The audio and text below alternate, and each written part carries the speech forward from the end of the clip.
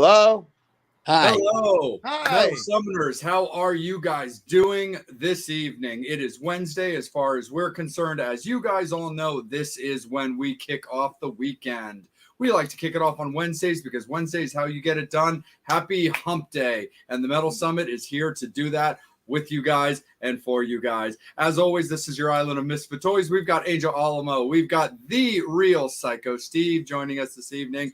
Bobby, of course, will pop in on Bobby Dreyer time, and I'm here as well. And we are super stoked, as always, to rock out with you guys. There's been so much cool stuff going on in music, so much cool stuff going on in the Metal Summit camp. If you've been following our social medias, you've been seeing some cool physical items that we finally have that we are very excited that we've been able to launch out on the public. But that's enough for everything going on in the world of the Metal Summit. Let's turn it on to the world of everything going on in this man's life. We really, really appreciate him taking some time out of his evening from his little family vacation to rock out with us. Coheed and Cambria's fellow co-founder and guitarist Travis Streever. How are you, sir? Great. Happy to be here. Absolutely. Thank you again so much for taking a little bit of time to chat. Yeah, I'm excited. I mean, I dodged many, many little children's turds here at this water park to get here. To be Well, you can't. At least you can't say that your intro to our show was not adventurous. Yeah, exactly. I'm excited to be here. I might as well tell people where I'm presently calling from. I am at a. Am I allowed to say it by name? Yeah, of course. Doesn't matter. And it's actually a really nice place. I have not experienced dodging turds full on. Some Band-Aids, but it's called a Camelback, and it's in the Poconos. And we took our kids because my 9-year-old and my 6-year-old have off for the week. So got to do something. And some good friends of ours came. Couple of friends left today, but they were here for a couple of days. Actually, I have I was in another band that and still working with them, but a band called Zero Trust. It's more of a hardcore band, but the singer and his family were here with us, and my good friends Gina and Alex and their kids, and so it's like a family affair. Bunch of us just chilling, letting the kids go nuts on water slides and all that shit. And yeah, now I'm with you. Absolutely, man. Happy to be here. Absolutely, man. And again, thank you so much. And we really, really appreciate your time, of course. First and foremost, it's early 2023. What can you tell us about the things that are going on? It does look like you've had some Coheed and Cambria tour announcements that have come up for an upcoming tour. So we'd love to hear currently how 2023 is shaping up for you. Yeah, I mean, there's been a lot of exciting announcements with Coheed. We actually were going to do a tour for a record called No World for Tomorrow. And we were going to do that pre-pandemic. I hate having to use that term. I hate, it's like, when are we going to be finally stop talking about that? But we still, it's still a shadow. And it caused a lot of cancellations for us. And I don't know what happened. We basically decided we were going to pick up, we had a record that was done, clearly, because that got released last June. And we were like, you know what, we're going to center on our record. We're going to finish off, touring for the record, which actually we're still touring on the record, to be honest. I mean, but, I'm sure you guys can attest to the fact that things move so fast now that, an album can be released only 6-7 months ago. And then everybody starts going, well, when's the next one? So we're still touring on what was called Vaxis 2, A Window of the Waking Mind. We're still touring on that, but we decided to combine that tour with doing the entire No World for Tomorrow record, which No World for Tomorrow was a very important album for us because Coheed had a lot of turbulence at the time, and Claudio and I, really piled forward. And at the time, our original bass player did come back, but because our drummer was, we still had some things going on where Josh wasn't a part of the band at that point. We had Taylor Hawkins play, so it's a very important record in the history of what's gone down, I guess, in the past year as well. You know what I mean? Like with losing him, and it's just. it's really not because of that, but I mean, it seems fitting to pay tribute to something like that, to, being a part of someone so important's legacy, so we're going out on that. I think the beginning of that is late April, and it goes until, I think May 29th, 28th, 29th, and then we have like a week, and then we go over and do some dates that will be announced. One of them was announced, is Download Festival over in the UK, but we're working on announcing more and more stuff for that, and then we finish the US tour in September, and then we have a Coheed cruise. So for Coheed, there's a lot going on. And then I also am part of another band that I am super excited and proud of, called LS Dunes, and it's a big old batch of misfits from different bands that I've toured with throughout the years, and we are planning tours as we speak. There will be some announcements actually tomorrow with a video, but I don't know if any of you guys are even familiar with what that is. Elaborate. What's that? Please elaborate. Tell us who's in the band and what the kind of music is. With LS Dunes, it's the rhythm section of the band Thursday, which are New Jersey, post-hardcore, alternative hardcore, whatever, group that we toured with a lot in our younger years, and we were always very close with. Matter of fact, Thursday took Coheed out on our first tour that went beyond the Midwest and went all the way to Arizona. And I remember they took us out, and I remember getting to Arizona and being like, holy shit, I got this far out west playing music. And that was kind of one of those moments of even if it doesn't continue after this is kind of what I set out to do, was jump in a van and get to play across the states and have some people be into it. And then, of course, as it happens with all of us musicians and entertainers, we get addicted to it. We're like, no, we got to keep it going. We got to keep, we got to keep going on tour and sleeping in the van. And I'm glad that, I never, and all the people around me never wanted to give up on that, because here we are, right? Which we're absolutely fucking lucky as hell to be here. But so that's the rhythm section. Bass player Tim, drummer Tucker Rule, who are absolutely incredible. And then the guitar player is Frank Iero from the band My Chemical Romance, the other guitar player. And on vocals, we have Anthony Green from Circus Survive, Seosin, The Sound of Animals Fighting, and all his own, amazing music. So that was a full-on collaboration that came about through basically the cloud, through kind of what we're doing right now. Those were band meetings. But before that even happened, it was just us sending stupid GIFs and little sound bites and saying, yo, if you want to add something to this, please do. Next thing you knew, we had 20 songs, and we were like, this is something, And then the next thing you knew, we said, fuck it, let's keep our bubble.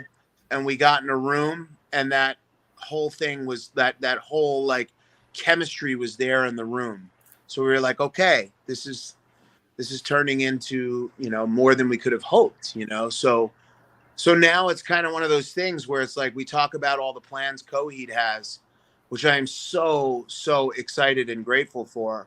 But I have this other new thing that I'm just as excited for. And I'm like, all right, well, and that's why I talk about being here with my family, because I probably won't be home the next 4 months, Sure. And that's okay, because how fucking lucky am I that I get to go do that, I know that. Absolutely, 100%. So, Travis, I want to take you just right back to the last segment, because it was definitely a topic that we were going to talk about, and since it kind of came up as part of that touring schedule, we do like to keep things as positive, of course, as scheduled. But the loss of Taylor was definitely one of the bigger, just rattling the rock world moments that happened recently. And him being a close peer of yours, especially playing with you, the way that I just kind of look at it, I would love for you to talk a little little bit on just how it was working with him in the studio, just how you got to know him as a person? Well, honestly, it was the first time meeting him when we this is how it went down. We were doing pre-production for a record that was pretty much done, which was No World for Tomorrow. We were working with a drummer who became our drummer for years and he is an incredible drummer, Chris Penny, and who had played for Dillinger Escape Plan prior to that. And he had become our drummer, but he was contractually obligated still. He couldn't perform on our record. He just couldn't do it. So we had been doing pre-production with him for quite some time, and it turned into an issue where it was like, well, what are we just going to like try and work around this? And we didn't want to do anything scuzzy, we wanted to keep it the right way. And so we basically had met with different producers, and it was finally decided that we would use Nick Raskolinix. And Nick Raskolinix was working with Foo Fighters, frequently at the time. He had done a couple of things with them already, a record or two, and he was working with them on other things. And he had just worked with Rush. He just was a perfect fit for us at the time. And because of his connection and how he was so side by side with Dave Grohl and Taylor and all that crew at the time, he was just like, I would like to ask Taylor Hawkins if he'd be willing to do this, because not only would it be a great fit for you guys, but he also plays very similar to the drummer that you had. And this had been, mind you guys, this had not been much time since we lost Josh Eppert, our original Coheed drummer, who is now our drummer. And it had not been long since we lost him. So he was like, he knew that we were working so well with Chris, but he was just like, it's going to blindside people for you to be too different. And Taylor Hawkins has a very similar style. So if this can happen, it's like fucking perfect for you guys.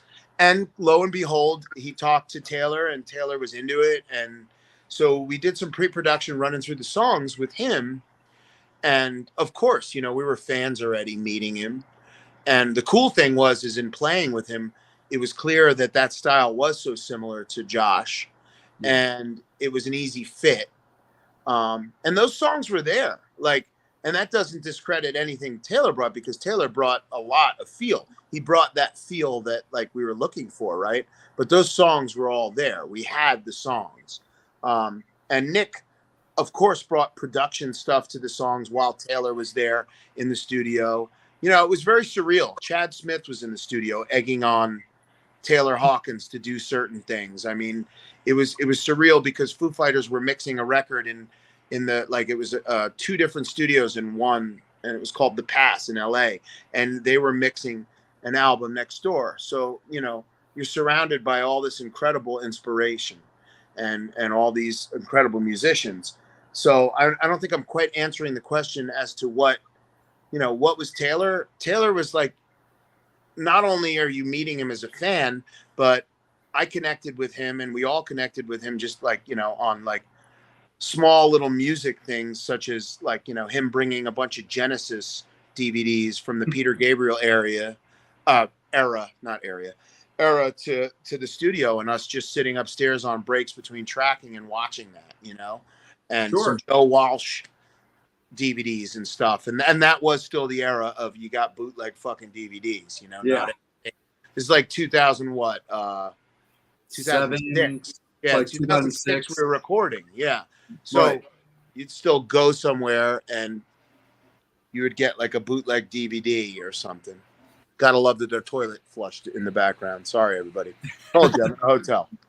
Nah, no worries, man. That's totally cool for sure. Psycho Steve, let's bring you in, but also at the same time, fans, we do like to be transparent with you guys. Due to the family obligations, we always want to respect Travis's time. So make sure that any questions, comments that you guys want to ask Travis, anything you want to know about, things you want to hear, make sure you get them into the comments for when we kick it over to Angel, so he can read those comments and those questions off to Travis. Oh no! So just keep that. So just keep that in mind, fans, because we know how much you like that segment. The real Psycho Steve. It's all you, brother. Okay, well, first of all, it's better that it's in the toilet versus in the pool. That's That's one. true. That's Okay. true. And brought up the turds in the toilet, it reminded me of Caddyshack. Turds in the toilet, not in the pool. Right. Turds in the pool. I will. I honestly, the place is like exceeded expectation with cleanliness. So I can't really say. What I can say is how fucking overwhelming it is, though, with a million children on. Like even to go wait for one water slide, you're on it for like an hour, and it's just like. Thank God for my kids' ambition to want to stay there. It's kind of what I was describing about still continuing to tour and never wanting to give that up. It's the same. You see that in them on getting on this water slide. Absolutely. There's a what was it? Venus flytrap. It's a Venus flytrap slide, and my son is all about Little Shop of Horrors right now. Nice. So keep going on this Venus flytrap slide. But anyway, that's enough of that. You got to go into the city. There's a florist that actually sells Venus flytraps. I'll find out the name. Wow. I'll text it to you tomorrow. Please. Because we used to have one and used to feed it roast beef. Really? Cool. Really? Did you hear that, Abel?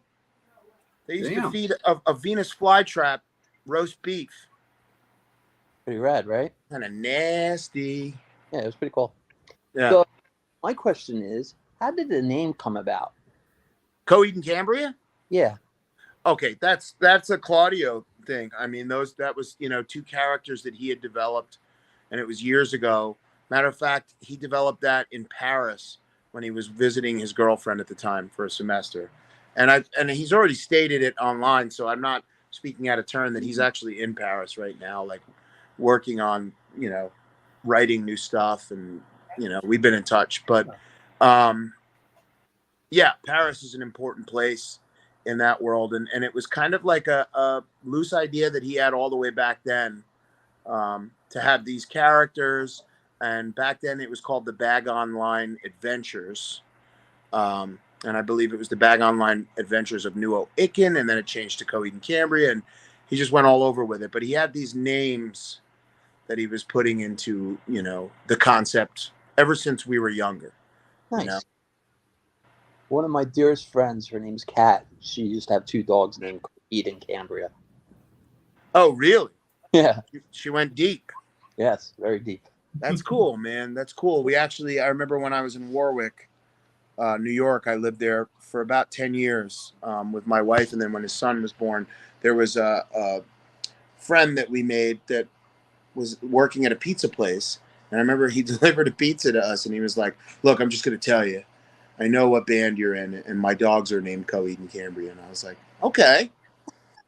It's like an honor when you're a part of something that affects people that much, and right. They let you know it, especially when they name I've always said, Cambria is a name that somebody, but I have yet to meet. I think I met one person that had named their child Coheed. And I was like, wow, that's because it's not Cambria is a name. You know what I mean? Like there's a lot of Cambrias out there. It's the wine area. It's the name, it's like, the hotel. But, what's that? There's a hotel named after it. Exactly. So it's not that surprising. Right. Not to discredit how amazing it is that somebody names their child or dog or cat or hamster or even fucking worm Cambria because of the band. That's amazing. But it's very interesting when somebody says, oh, I named my worm Coheed. It's like, wow. I like how I took it to a worm. Yeah. I could have taken it to a lot worse, couldn't I? Very true. So the other question I have for you, what was your first concert? What made you pick up the guitar? Well, I grew up around musicians, okay? So I was very lucky. Both my parents met, and I hate that I'm not the ice guy. I'm like chewing ice, sorry. Okay. I shouldn't do that. All right. Done. My parents met in an off-Broadway production of Jesus Christ Superstar. At the Paper Mill. What's that? At the Paper Mill Playhouse? Well, what year are we talking about? 80? No, this is probably like 1976. Okay. They even like did like some touring and some members of, I believe, King Crimson were in like this band that opened for it. It was a full on, at one point, like they were like doing some touring and stuff. And some of them went on to other actual Broadway productions. My father was actually asked to go do a production that was going to go on Broadway, and he had played King Herod and a couple of other, and he was like, I don't want to go do that. Like, my dad wanted to continue. At the time, he was also in a band called Public Enemy. Okay. And my dad's name's Chuck. So there you go. But it was a rock band. And there was a bit of wildness in that whole world. But, I mean, I wouldn't change it for anything that I grew up around that. My mom at the time, you know, they're out of the production. She's pregnant or has me. And she's like, I'm done with music. Okay. So I grew up still with her loving music. So on one end, it got split up eventually. But on one end, I had my mother, who still consistently played music all the time. And then I had my father, who continued chasing the dream and being a songwriter, you know? So in that case, I was always around music. Where the fuck did this question start?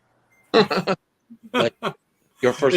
It started with what was your first concert and what made you pick All up right. the guitar? So I got to see countless things as a kid. Eric Burden from Eric Burden and the Animals. I got to see him when I was like 9 at the Turning Point in Piermont, and he almost fell on me because he was hammered singing, and my dad caught him. You know, I got to see things like that. I saw Richie Havens as a super young kid. I'd go to all these Bethel Woods reunions, Woodstock, because my dad was at the original Woodstock and he'd perform, you know, at these reunion things. I even played one of them with him. Everybody else was at that cool one, even Claudio, and people I knew were at that cool one for the 25th anniversary. And I was at the original Bethel Woods one. And there were a lot of like I think Leslie West played it and all these like cool, you know, at the time I didn't know how cool it was to be seeing these people, you know, like Melanie and Richie Havens, and they all played at the original site. But then you had, you know, fucking Metallica and all these other people were at the you know, Woodstock 94, you know. Chili So I was there with my dad, and I even played with him, but I didn't realize how cool it was because I was like, I wish I was there, you know. But so I grew up and was able to see that. But the first concert that I really got to see, and then it made me go, holy shit, yes, I truly am. I was playing guitar, you know, but my dream really started to come, like it started to become, this is what I want. I want to just be able to play music with people somehow, even if it's not for a living. I just want to be able to do it for the rest of my life. It was when I saw Neil Young with Booker T and the MGs, Soundgarden, and Blind Melon. So it was Blind Melon opening, then Soundgarden, then Neil Young and Booker T and the MGs.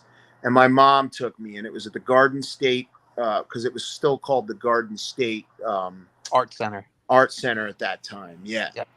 Nice. It was not PNC yet. And I saw a few concerts when it was still Garden State Art Center. Me too.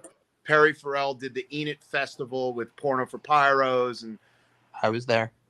Oh, you were? Yeah. Oh man, I did acid, and I swear to God, the guy kept changing the guy who sold us the acid kept changing his clothes, but maybe he wasn't. I don't know. Nah, he wasn't. Probably not. Well, we were talking before you signed on.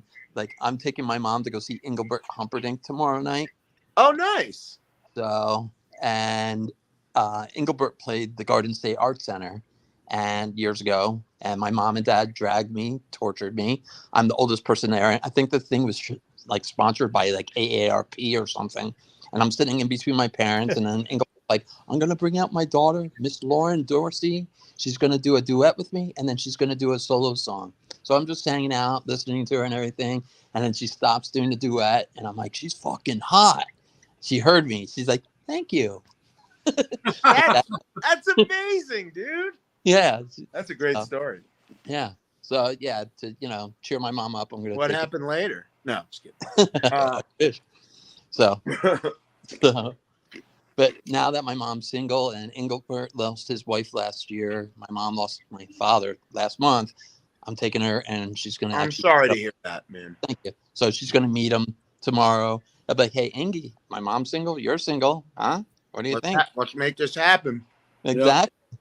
I like the memoirs of Psycho Steve, the stepson of Engelbert Humperdinck. Hey, come on. I think that's pretty awesome. I think that sounds you already have a pretty good reputation, but that's going to just up the ante. Exactly. And now I tried to ask you when my wife was in the room before, because I was trying to tell her how many shows it was for Kiss. All right. So can we talk about that for a second? How many was it? 711 so far. Every state except Delaware. Why Delaware? You just can't do it. There's something about Delaware. You don't want to see them there. No, they just never played there. It's the Water Gap. No. No, there's just there's no venue. There's not a place to hold them. Okay. Gene's ego is too big. I'm surprised he can play the Garden still. Yeah. But yeah, I've seen him in Hawaii. I've seen him in Alaska. I've seen him in Puerto Rico. I've seen him in New Jersey countless amount of times. Have you ever seen them overseas anywhere? No, just the United States, Canada, Puerto Rico. That's 711 shows all U.S. That's fucking amazing. Yes. My first show was Eric Carr's first show at the Palladium in 80. And then my last show was at... You got to see the Fox's first show? Yeah, I still have the drumsticks he gave me. Ace gave me a Felix the Cat doll. And again, I don't want to sell you up the river with asking age, but were you one digit or two? One digit. I'm going to be 49 in June. No big deal. Oh, so you're not that old, dude. Yeah. No, so my dad was best friends with Bill Coyne. That's how I'm 24. So, okay. No, I'm 44. So, yeah, you're not that much older than me. Right. So, yeah, I have the drumsticks. I have a guitar pick from Paul. I have a guitar pick from Ace. I have a guitar pick from Gene. Jesus. What else? I think I probably still have the towel that Gene watched his face after he spit the blood somewhere. Okay. Yeah. Yeah. And then they signed Unmasked for me because that's what I brought with me. Fucking cool, man. Yeah. I just got the Creatures of the Night joint, but you know, as unrealistic as it is having Ace on that, I still like that's what that's what I seek out, just because it's Ace. But well, Gene's a big fan of yours. He loves Coheed. Are you kidding me? No. Oh, so that makes me think like maybe he actually did get the letter, because I left a letter in the piano because Kiss was coming on the cruise after we were on it.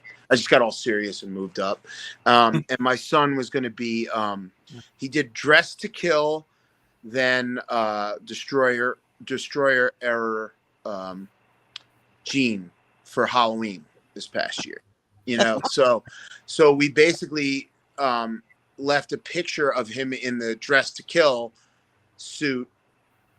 I think that we left the picture printed out, but I left the letter, and who knows, maybe he got it. I hope he got it. He might not have. I mean, you got to think about it. It's fucking Kiss. So they probably go through those rooms with a fine tooth comb, and they're like, we don't give a shit who was in here before. Well, he's going to be in the same room, but he probably kept it because he is a little bit of a pack rat. It's so cool, man. I mean, I couldn't be more excited that my son turned into the Kiss fan he is. The only issue is that I have not been able to take him to a show. And it just so happens at 9 years old, like he's at the point where I can bring him to concerts, and I need to do it, So I'm going to find out about New York. March 1st, they'll announce it. Okay. They'll also they'll have other shows before that in the surrounding area. Well, we're on one, possibly, there's festivals that we might be. God, I might have just slipped. But I don't know. Okay, we didn't hear announced. If certain things aren't announced, I think that one of them was announced but there's things that are happening overseas, that will be on with certain bands, like Download. Even like there's bands that I'd love to I wish I could have my son come out and meet me, but all the way overseas, and he's got school. You know, he's 9. So it's an issue of like, if I could take him to see Kiss in the States, it's just going to be a lot better, because even the festival and Coheed played, like, you know, let's say we played earlier in the evening and Kiss is closing the, you know, they're headlining the stage. Right. He's announced for Blue Ridge. Ron is saying that you're playing Blue Ridge Festival with Coheed. And is that where? That's in the Blue Ridge Mountains. I think that's Virginia. Virginia. Oh, yeah, Blue Ridge. Okay, so but that's not European. Yeah. So, but is Kiss on that? Not that I know of. No, they're not. They're not. They're not doing a lot of the U.S. stuff. That's why I'm saying there was something that I think, I don't know if it's solidified yet, but you know, even still, even if they're doing anything in Europe that we're doing, it's so hard, because if I were to like have my son come out to that, and then we got to fucking bounce, you know, like only, you know, midway through their set, was it really worth it to fly your kid all the way to France or some shit, you know? Well, yeah, they get to see France for a day, but you know, I would only do that if we had a day off and they got to actually see a Kiss show. And so if there's a Kiss show happening in New York or Pennsylvania or Connecticut or Boston or wherever that I could travel to, AKA, I'm just trying to get you to spill the beans, dude. You don't have to. You take lawyer fees? March, yeah, no, I am not fucking with that. Okay. With that world, we all know. So, so March 1st, I'll know. It's all good. I can wait. Okay. It's like a week. Exactly. And you'll be at some of them, I would imagine. Of course, I am. I'm going to that, and I'm probably bringing my children to that too. At least my oldest son wants to go, because he got mad because the last Kiss show I went to, he wasn't with me, and I was like, "You were out and about with your mom." My kids live in Virginia. He blamed his mom. So I said, "Blame your mom." I said, "Blame your mom." Yeah. Of And course. And I said, "Look, the next time they play, if it's their last show, if it's a school night or whatever, I'll freaking come and pick you up, and you could spend the weekend with me, because it's definitely a weekend show." Yeah. So, and I told him he could come up for it. He's like, "Okay." Because when I brought him backstage to meet them and everything, you know, it was on Friday night. It was a Shabbat, of course. So I picked on Gene. I'm like, "Hey, Chaim, good Shabbos." And he looked at me and called me over. He's like, "How many times am I going to tell you, Steven? It's Shabbos." And then he goes, looks down at my kids. He's all in, you know, makeup, boots and everything. Fist pumps my son, Jack. He goes, "Hello, Jack. Hello, Charlie." And oh, that's so cool, dude. and all I think of is that old school interview. Under that makeup is a nice Jewish boy. Exactly. Who was it? What show was that? That was the Mike Douglas show. That's right. Yeah. So he was awesome on that though. Yes. That's the OG of like, you know what? You're not gonna break my character. Like, you know. Exactly. There's all the cats that had that kind of thing in the early age of rock and showmanship rock, like, you know, Alice Cooper, stuff like that, who really brought it, and they didn't break that, you know. Absolutely. That's much respect. It's amazing, because it's hard now. It's like, you know, like you got bands like Ghost and stuff, and they're still carrying it like they are, but it's so hard because rock just can't have the mystery it did anymore. You know, it just can't. It deserves it. Hip hop can't have it the way it wants it either. I mean, like, and it's almost succeeded a few times. Pop music, hip hop, like, to try and carry that kind of mystery that rock always brought, and metal.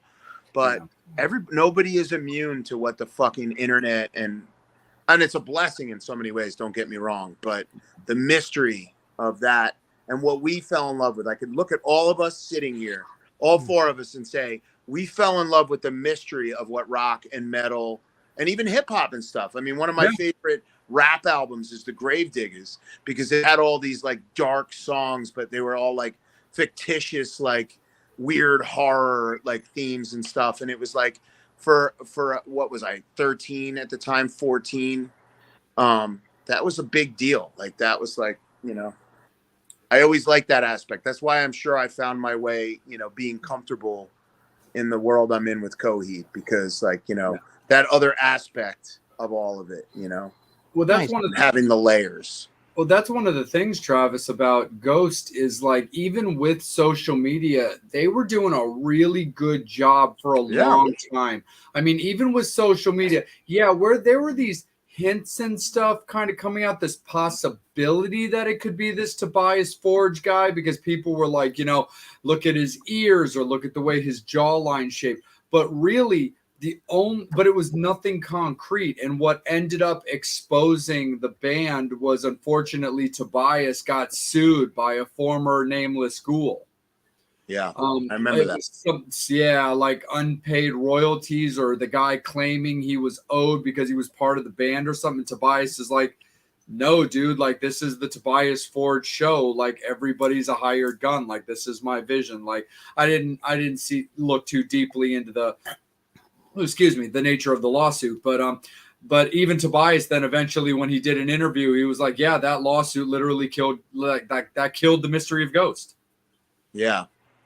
And you know, that wouldn't have been the, like, all pun intended, the case back then, because it would have just been something that you could have possibly read in a newspaper, and you wouldn't have had all that information, you know, come out. You know, they wouldn't have been able to spread it like that, like wildfire. It just 100%.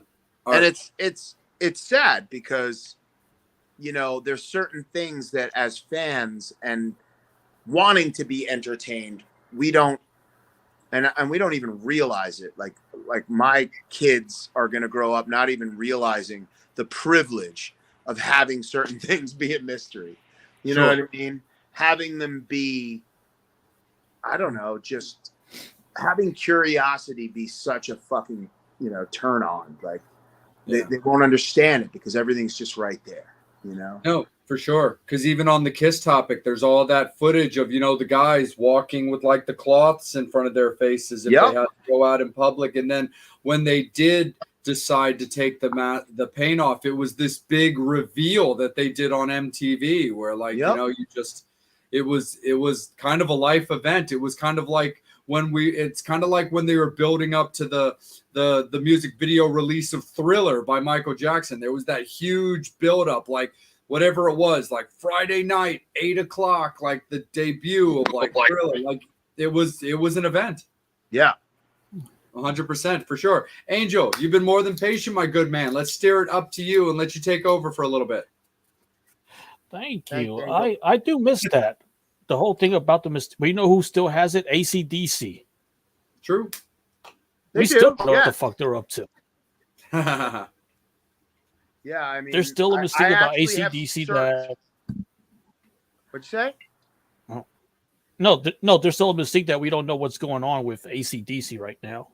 I've searched for that Brian Johnson show like crazy just because I want to watch. I've only seen the Robert Plant episode, and that's the only one I could find online. Do you guys know where you can find episodes? Like, he did all these fucking episodes, and I can't find them anywhere. I will do some digging. Yeah. You know what I'm talking about, though, right? Yeah. He did episodes, like he did a Jeff Beck one. I mean, why wouldn't they release that as like a, you know, hey, everybody, like let's you know, watch this episode in honor of this amazing guitar player that we've lost. You know, it's like, yeah, I don't know. AC/DC has always been a little funny. Maybe there's certain contractual obligations, maybe because like, or just certain things that we don't know about. Because like, for example, AC/DC, they've been really big sticklers about like, you know, like streaming services and stuff like that. Like you can't get their music on like iTunes and other stuff like that because of like, they don't believe in like the wages that the bands get paid and stuff like that. So they're very particular. AC/DC's not on Apple Music? I don't think so. I think I read something that they don't have their music out on a lot of certain services. King Crimson did that for ages. Now all that stuff's up. But I seem to recall just recently listening to High Voltage. That I guess be considered EP. I love that. But I was listening to that, and I thought I listened to Back in the Black, but it might have been on Spotify. I don't know. No, they actually. I just pulled it up. They have since put their music up on iTunes, but I know for a little while they definitely were being kind of finicky about that.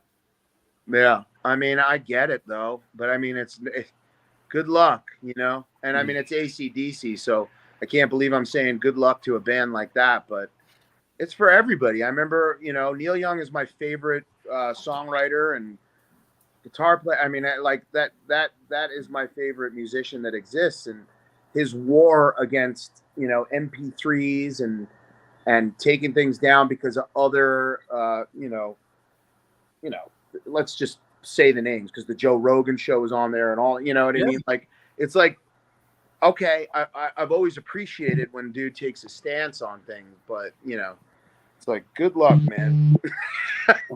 Honestly, it's like, take a stand for the environmental stuff you do this and that. But when it comes to we're all in this shitstorm of you know, how music is just, you know, you go out and tour. That's the only way to make a living on it anymore. You know, that's it. Like you put your music out. Sadly, it's pretty much promotional for touring. But those of us that still care about fucking albums, they're gonna buy them. You know, you're not gonna live super comfortably from the amount of people like us who still buy albums, but you're going to still have those people come to your shows, and maybe a shitload of the people that only listen to the one song, hopefully.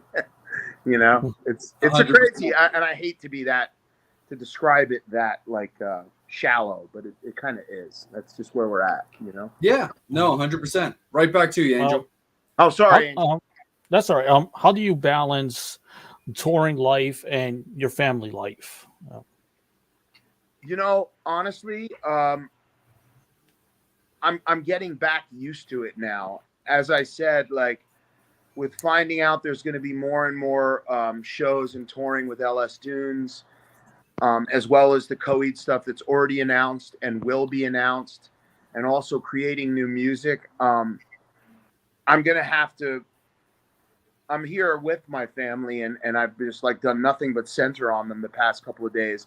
So I could start with that. That's the best thing that I could do, you know. And I'm glad I'm doing this with you guys now. But like once I get off, you know, I'm just gonna be full throttle dad. Put the kids to bed tomorrow morning. Probably go on another couple of fucking slides, you know. But it's really about finding balance in anything. But with the parenting and even trying to be a husband and all that. You know, trying to find a balance with it. Because honestly, I think that I had a good balance. And a lot of people I know had a good balance with touring and family. But we got kind of thrown off, you know. Everything got thrown off with what happened. And I honestly just started making as much music as I could. And what that's become now is the best way I could describe it is put your music where you're, you know, put your music where your time is, like, and I don't know if you can understand that, and I need to explain it, and I will, is that like I made so much music, which takes time in itself, but the rest of the time has always been going out and promoting it on the road and playing it. And I guess I spent so much time just making it and being a part of these things in the past couple of years that now it's like, oh, it's back that you go out and tour on it. So you better fucking go do it, you know? And I want to do it. I mean, playing on stage is just as important, if not more important, than making the records themselves. It's just time consuming and it's a lot of traveling. It's like what we talked about. My son can't come see this Kiss show, you know, if it were to happen that we play with Kiss on a festival, because I don't know if that, you know, but my son can't come see that because he's got school. Because life goes on. Life goes on when I'm gone. I'm not, you know, I'm not the center of, they're the center of our universe. And I've got to figure out how to plan it, whether it be I fly home, whatever I got to do, I'm going to do. But yeah, I'm sorry if that was long-winded answer. It takes balance, and I'm still fucking figuring it out. That's all right. I got a fan question, but I do have one other question for you. Let me get to the fan question because I forgot the damn question. Oh, don't worry. That's how my brain works. Take your time. I know I said I got to go back to it, but I'm okay right now. So go ahead. Question from Brian. If you could play one unattainable instrument, what would it be? If I could fully play something that I, just sat at it and I was like, holy shit, I could just do this, it would be the pedal steel. I play around with lap steel a lot.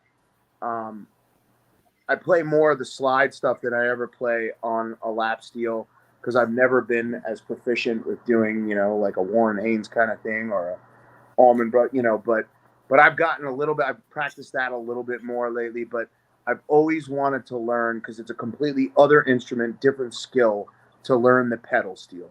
And I actually got this beautiful Fender fucking pedal steel years ago. And I found out eventually that it was so broken that it wasn't really worth fixing unless I knew what I was doing. So I was just like, you know what? I sold it to somebody who was like, I'm going to redo the whole thing. And I was like, yeah, I'll just get, a cheaper one that works if I'm going to really start up again.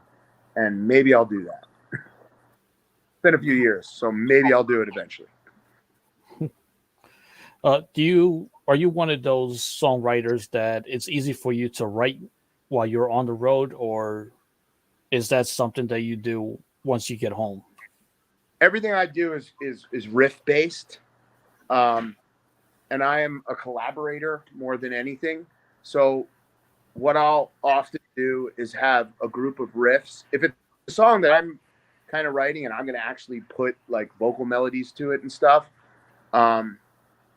which I don't enjoy as much, especially this late in life. I just do, which is a rarity. Most people end up starting to go the complete other direction, and they're like, I only want to work by myself. But that's probably why I'm involved with so many things, is I like collaborating. So it usually starts with a riff, and if I'm on tour, funny enough, I come home and I have so many videos of riffs that I took notes of that I wind up working on stuff from tour. So I would say that on tour, I come up with a lot more riffs than even home. It's like you're constantly playing, like at sound check and stuff like that. So I find like I come up with new shit on tour a lot more. Cool. Well, nice. Cool. Back to you, Jay. Yeah, no problem. So I kind of want to take you back a little bit and I just kind of want you to storytell on something that I connect with from Coheed and Cambria that I just think is really, really cool. And I want to take you back to just one of my all-time favorite songs and just a video that I love so much because it kind of looked like a blast. Can you just talk a little bit about A Favor House Atlantic? That video is so wacky. And yeah, I mean, that was just us like deciding that we wanted to kind of almost do like a time travel thing, be the band performing in the video. What are you doing, sweetheart? Sorry, my daughter just. That's okay. Okay. All right. Hi. She's out. She bounced. But if she heard you, she'd probably come back in and just be chilling. So that's cool. We want to buy. She can join the episode. What's that? I was like, she can join the episode. Well, maybe I'll say goodnight before I leave. But where were we? A Favor House Atlantic. Like, there was this whole idea to do that kind of like time travel thing, 80s style. We're the band playing, but also the Misfits who are getting removed from this bar, and we just elaborated on that. And it really wasn't much, The song has its, as it often does with Coheed, it has its concept elements, its layer of concept, but behind it all is, just a really cool poppy song. Hence, like, we got lucky because so many people attached to that chorus, which, Claude's quite a genius with coming up with, like, actually the catchphrase, he'd be the first to say it, was we were on tour and we had a tour manager that, he used to, I think that it was Claudio and him sitting up front, and he picked something out and he's like, I think that's the exit you want. The guy's name was Buck, and he said, good eye, sniper. So I think that Claude just took that, and it was like, as he'll elaborate on really catchy, it's like catchy phrases to elaborate more on putting catchy riffs to it. And so it was about like tapping into the element of what that song was. Poppy, catchy. It's got almost an 80s element mixed with like a newer pop punk, dare I say the old emo word, but it's got, it's got all those elements in it. More the pop punk. I mean, it's definitely, you hear the Police influence. You know, so therefore it was trying to wear that on its sleeve, that video, and say, you know, and I loved it because I remember the woman had the big huge cell phone and all that shit. I got to smoke a bunch of cigarettes during the video and had an excuse to do it. We were working on something new for Ellis Dunes recently, and the character that I was doing for something we were doing, I can't say what it was, but he smoked cigars, and so I started and I was like, yeah, you know, I just don't. It was like a good excuse, you know. I always embrace the characters of whatever, if it's videos and stuff, and I was like, you know what? I'll light this up and I'll really get into character, but it's an excuse to see if I like this. I got fairly nice cigars, you know, and I'm like, no, I'm past it. I don't smoke anymore. No, for sure. Because you've got the scenes where, you know, you've got, you know, the three of you guys at the bar that suddenly start like harmonizing and then you've got, you know, crawling along the, you know, looking, you know, crawling along the floor, looking up the dress, looking up the dresses, and then getting smacked, and you know, the splash. I was so excited. I was like, do the splash, the John Candy splash. I'll throw the quarter. Yeah. The splash, the two, you guys at the urinals, like talking to each other / singing to each other. It's just kind of campy and fun, but it's. I mean, yeah, like being a big, like, you know, 80s guy like we all are, because we're all Motley Crue fans and Kiss fans and stuff like that. But also, when the emo and the pop punk explosion happened, I mean, like I told you off the air, I live in Maryland. A band like Good Charlotte is really big down here. Yeah, of course. So, like, a lot of those bands I've always loved. I mean, I love Good Charlotte. I love Blink-182. I love Newfound Glory. So there's like so many of those things. And that was, I think, one of the things that drew me to the video. I mean, to the song, was just like you said, it's very catchy. It's got, you know, fun, you know, wordplay, and it's definitely just got good melodies. It's got good riffs. But then you throw just kind of a fun, campy video that you really can remember because it's pretty out there. Yeah. No, I mean, you know where we filmed that also was Amityville. It was a bar in Amityville, and it was like a famous bar because the guy who, I'm taking it to a dark place, but guy who actually, what was his name? But he was Defoe or what? Oh, he was the guy who murdered the family, the original murder from the house, and he went and drank. Oh, Ronnie DeFeo. Ronnie DeFeo. Oh my God. And I was obsessed with that story when I was a kid. I was reading books about that 10 years ago. But anyway, I was the guy who bought all the DVDs, the classified Amityville, you know. So anyway, I remember taking a break from filming and just passing the house numerous times. I thought this would be more interesting to say. But yeah. We were right down the street, and he had drinks there after everybody suspected he just killed his whole family. He went there, you know. Oh, that's awesome. No, like I mean, pretty I'm a weird, huge, dark scenario. Yeah, but that's super rad, though. I mean, I'm a huge horror movie guy, and the funny thing is me and my girlfriend have been planning out like where we want to go to things. So like, I have a wedding I'm going to in Massachusetts later this year, and she's never been to Salem. Salem's actually where I'm from. So she's like, I would really like to go. I was like, well, I encourage everybody to go to Salem whenever they can. I'm more than happy to whore out my own town because it means so much to me. But I was like, well, babe, I've got this wedding that is a weekend wedding. What do you think of just extending the week and spending some time in Salem, then going to the wedding? But we were just talking about like Amityville. We were talking about like the Lizzie Borden house we want to go and stay in because it's a bed and breakfast now. So I've never done the Lizzie Borden house. I'd love to do that. I'd absolutely love to do that. So yeah. So we're definitely into that kind of stuff. So I think that's super rad that you guys filmed in a bar down in Amityville. I mean, I think that's totally sick. Go ahead, Steve. My daughter Eloise. Say hi, Eloise. Oh yeah. Hey. Hi, it's getting close to bedtime. Absolutely. Steve, let's kick it over to you, my guy. And fans, this is last call for alcohol. So any final questions, comments that you guys want to get in for Travis, now's your time to do it so we can definitely allow him to answer those questions. So last call for alcohol, guys, when it comes to questions. Psycho Steve, it's all you. All right, Travis, you want a really good horror movie? I'll let you borrow my bar mitzvah video. It's really yeah, I'm ready. okay. Comb over, white suit, red tie. Ooh, And I like it though. I and bet you look like a sexy young beast. I was a beast, baller. Listen, did you have good vibrations?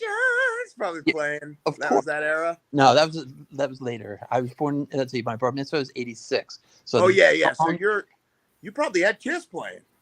Yeah, I had a couple of Kiss songs, but I also had Yeah. my crew. And then I also had Kool and the Gang. Oh hell yeah! Yeah. She's fresh, Yes, exciting. they're freaking awesome. Yeah. Here's a question: when this new band? Well, the LS Dunes is not really a new band, but are you guys? It is. Well, See now that goes into the whole like what? If Coheed released an album in June, it's not considered new anymore. LS Dunes released an album in November. It's not considered new anymore. It's crazy to me. It's like, but anyway, yeah, I guess not. Not in this day and age. Nothing that I'm doing is new. okay. And you elaborate as far as in shows that you are playing with them in the near future. Like, do you have any shows booked in New Jersey? Wink, wink. There's no shows in Jersey right now, but will there be? Yes. Who does the booking for you? We have Matt Gale. Okay. He's been doing the booking for us, and he actually books My Chem, and he books a lot of other bands, but he's been working with us on doing some. We have something called Sad Summerfest. We're doing the Taking Back Sunday is headlining. Oh, and Adam, we're doing 5 days of that. Okay. What's that? Adam? Yeah. Is my cousin. Holy shit, I didn't know that. Yeah, Did you know that Adam's it's Misha, right? His Yep. wife's name. Misha's doing a show with Claudio's wife, Chandra, called Band Wives. It's a podcast, and they have it's basically band significant others. So they have like all sorts of That's awesome. that have to exist with people that tour and what their life is and how they deal with it. It's a really cool concept.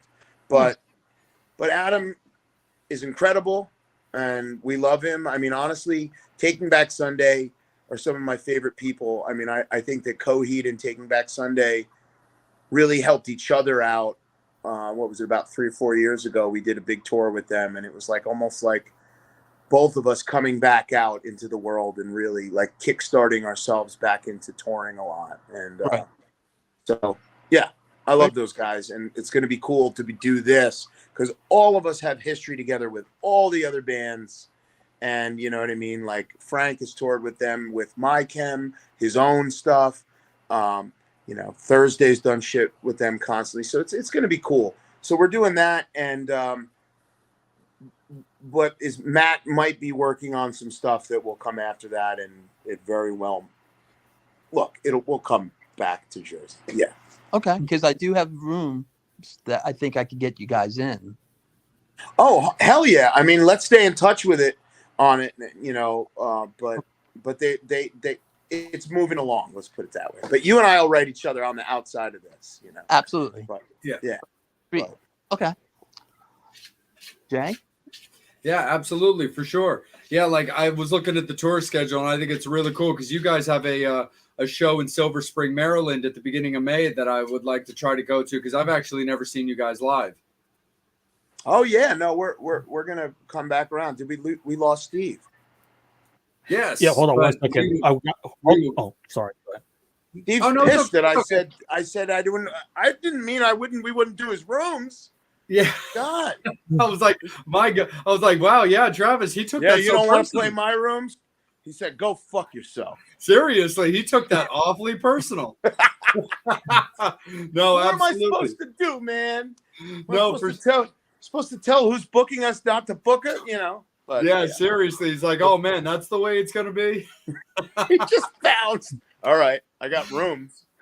But no, it's all good for sure. His I know. phone might have just died or something. But yeah, no, I saw that you have an early May show in Silver Spring, so I definitely have that on my calendar to try to come out and check out because I've never seen you guys live, and I think that would be super duper awesome for sure. Oh, you're talking about the Coheed show though? Yeah, for Coheed. Please do hit me up for Steve. I would love you. Yeah, that would be awesome. Yeah, for please. sure. If my work schedule works out, which I think it should, but I'll definitely I'll get in touch with you for sure.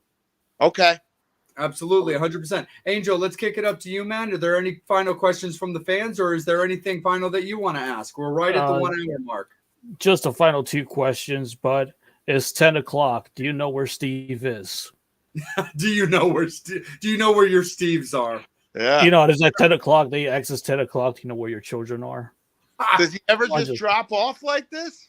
Well, sometimes the guys, based if they have to get to work or if they have something to do, they have to jump in and out. But the one thing that's cool about StreamYard is you can always get back on really quickly. So his phone might have died on him or something. Oh, it's all good. Yeah. He'll hit me up. Hey, he's got my number. Tell him to hit me up. I had to take advantage of that public service announcements because it's 10 o'clock. So. Yeah. Do you know where your Steve? Do you know where your Steves are? Yeah. I love it. Go ahead, Angel. Let's clear the board. If you could hear any band, past or present, do a cover song from a past or present, who would the band be and what song?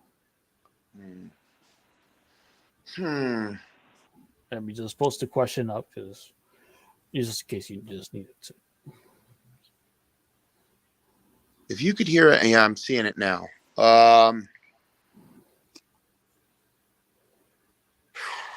It's a tough one, man, because I got so many that I could think of, but I don't want to pick something super obscure, but I would love to hear, you know how Faith No More loves doing like really weird covers?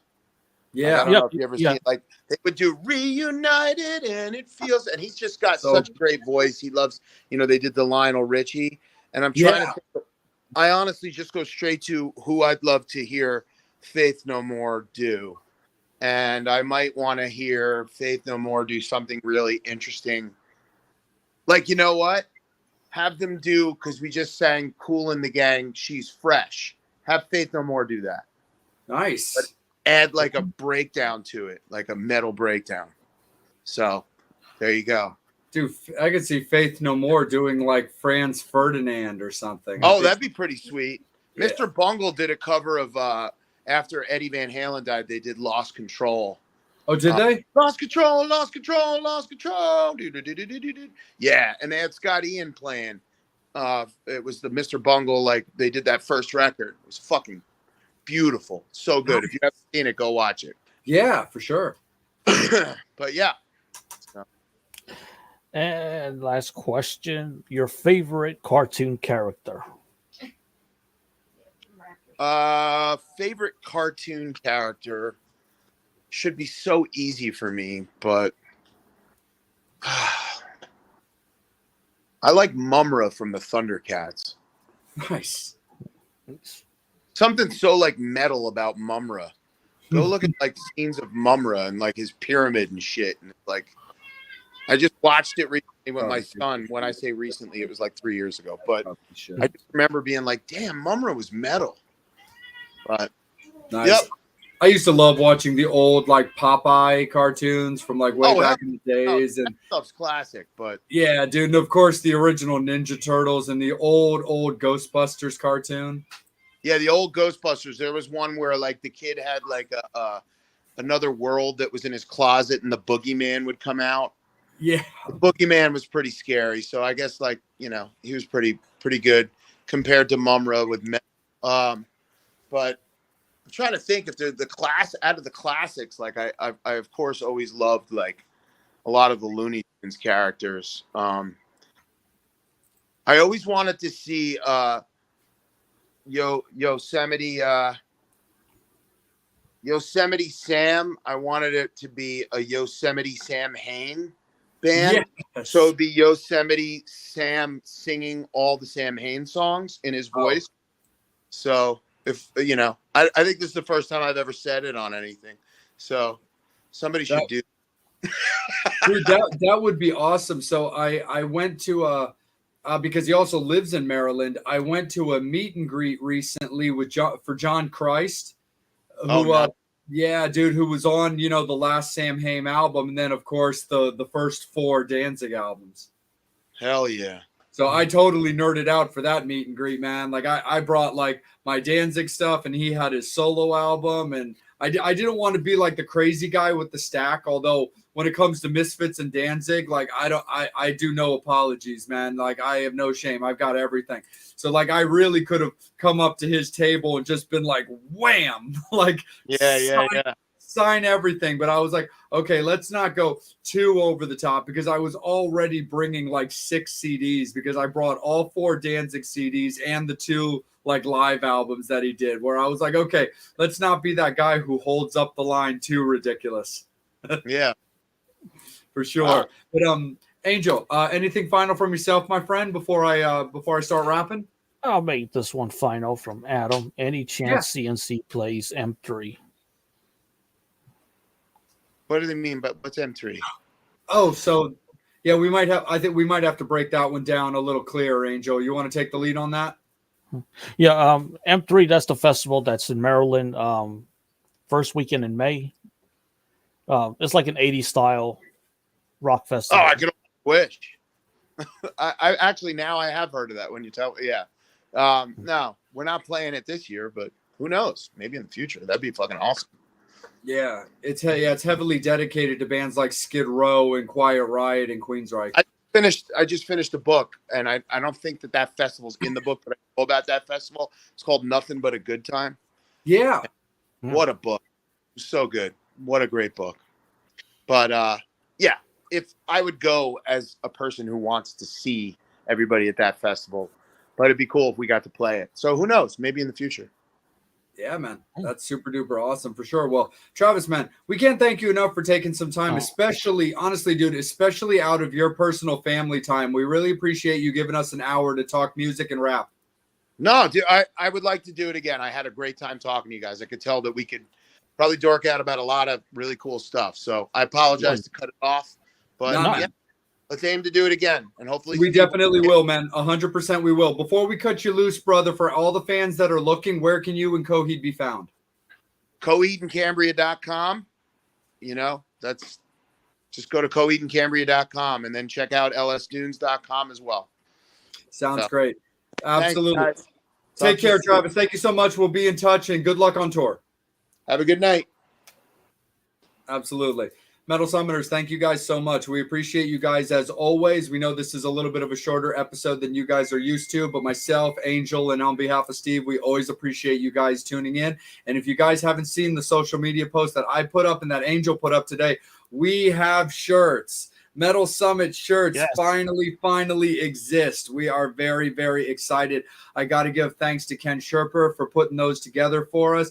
He really did a bitchin' job. Will, Angel, Christian, we got to thank them first and foremost as the first 3 people to get shirts from us when I was at Brad Lee's event that he did recently with Green Knuckle Material and Whiskey Grin. You guys know Whiskey Grin from them being on the show a couple of times, but we are very, very excited. But we are also equally excited for the next time the Metal Summit is able to get together next month in person. Angel, where are we going to be, bro? We are going to be in Nashville for Rockin' Pod. Yes. Our second time we're going to be there. We're all finalizing our plans on how the hell we're going to get there, avoiding Spirit Airlines and this year. Absolutely, man, 100%. It's going to be a good one, man. We're really, really excited. Metal Summoners, like you guys know, a couple weeks ago, we had Chris on the show and Ron to talk about things that were going on with Rockin' Pod. So we're really, really excited about that. But we are also equally as excited to see you guys and live vicariously through your smiling faces for next week, our 3-year anniversary episode. Angel, dude, 3 years, mate. It's hard to believe. It doesn't feel like 3 years, but No. fucking hey, it's I know. 3 years, and it's thanks to you guys for always watching us 100%. every week. We've been on every freaking Wednesday, no matter what. Yeah, dude. I mean, think about it. 3 years ago, the first Wednesday in March of 2020 with Ari from Adler Yep. which still goes down which still is one of my 2 least favorite of our episodes, not because it didn't rock, but because it was brand new. You remember, it was you, me, it was Max, it was Steve, it was Mitch LaFon, and all of us still kind of feeling each other out. So that first episode definitely had its fair share of just kind of awkward. It was just nerve-wracking because Yeah. I mean, we barely knew each other. I've heard of you through just out there. I was like, he's a Motley Crue fan, and I know it, and I was right. Yeah. But now it's like we're like brothers. We Absolutely. we hang out. We help each other do stuff. Absolutely, brother. So, I mean, it's going to be great, dude. I mean, 3 years. We will have the guest announcement out on this weekend. As always, fans, I'll hit up our guy tomorrow just to make sure that they are good to go. But if everything works out the way it should, we'll be raising the dead for our 3-year anniversary. And we're very, very excited to talk to them about what they've got going on, because there's going to be a lot to talk about with them. So we are super duper stoked about that. But thank you so much, Metal Summoners. Myself, Angel, we appreciate you guys so much. And on behalf of Steve and, of course, Bobby, we know that they appreciate you guys as well. Some love out tonight to the Winery Dogs who are playing Baltimore. And so I know a bunch of friends of mine are at that show right now. We've worked with Billy Sheehan, of course, you Metal Summoners know. And we definitely have got Richie Kotzen and Portnoy on our radar as well. So hopefully in the future we can make that happen as well. And again, thank you so much to Ken for hooking the Metal Summit up with our first ever run of t-shirts. Guys, make sure you check the Facebook post because I have a limited amount of inventory. I did that on purpose. I wanted to see, how much it would be enjoyed. But check it out. Hit me up on Facebook in the DMs, and we can get you guys all set up with how you want to get your shirts, whether it's in person or through the mail. But thank you so much for allowing something like that to be plausible. Like myself, Angel, all the guys, we talked about doing merch way back in the day, and things kind of got in the way, and we kind of had to feel everything out. But thanks to the show that you fans have helped build, it was definitely worth it to us to do that. So we're very, very excited to have that available for you guys. Hit me up, let me know. But we thank you guys so much, and we will see you guys next week for a brand new episode of the Metal Summit. Have a great weekend. Be good to each other. On behalf of Angel and on behalf of Steve and Bobby, we appreciate you guys. We love you guys, and we'll see you in a week. As always, you've been watching the Metal Summit.